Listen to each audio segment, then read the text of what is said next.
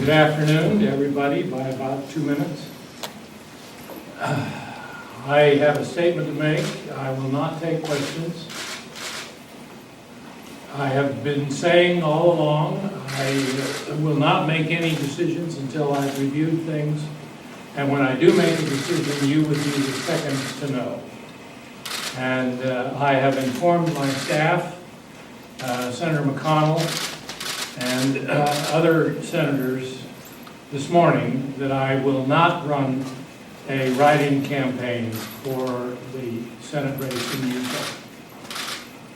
It's been an interesting decision to have to make because the outpouring of support and urging that I do run a write-in campaign has been very strong, not only across the state and from every aspect of the state, but from other parts of the political world, particularly my colleagues here in Washington, both those who are currently sitting and former colleagues who have bombarded me with statements that I should run, poll numbers that suggest that if I did, I would be just fine, that I would certainly be the strongest candidate in the general election in November. And all of that argues in favor of doing it. On the other side, I have realized that this has been the nastiest race that we have had for a party nomination in the history of the state of Utah for a statewide office. And people who have worked together in the party in previous elections have been split by the emotions that have been engendered by it. Furthermore, out-of-state groups have come into the state and fueled the fire and made the atmosphere truly toxic. If I were to do it, that would revive all of those passions and divide the party in the state of Utah in a way that might leave wounds that would go on for months, if not years, to follow.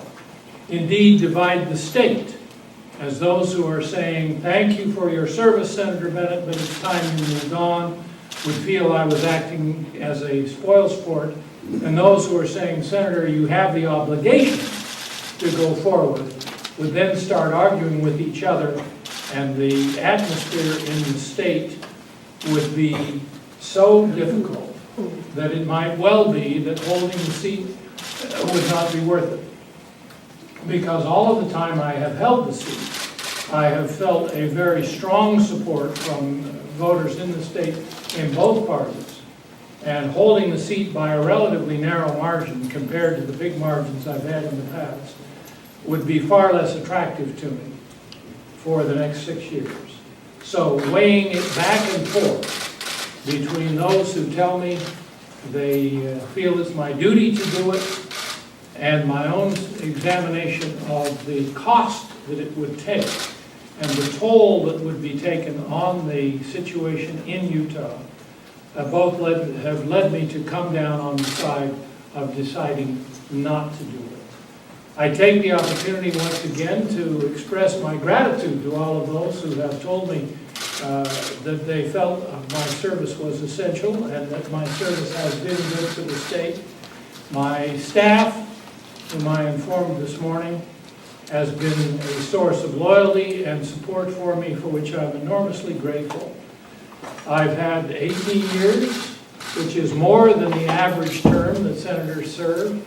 It's been a wonderful ride, and I'm tremendously grateful to the people of Utah for giving me that opportunity, and grateful for the people here in Washington who have welcomed me as part of the Senate family and made my service so satisfying.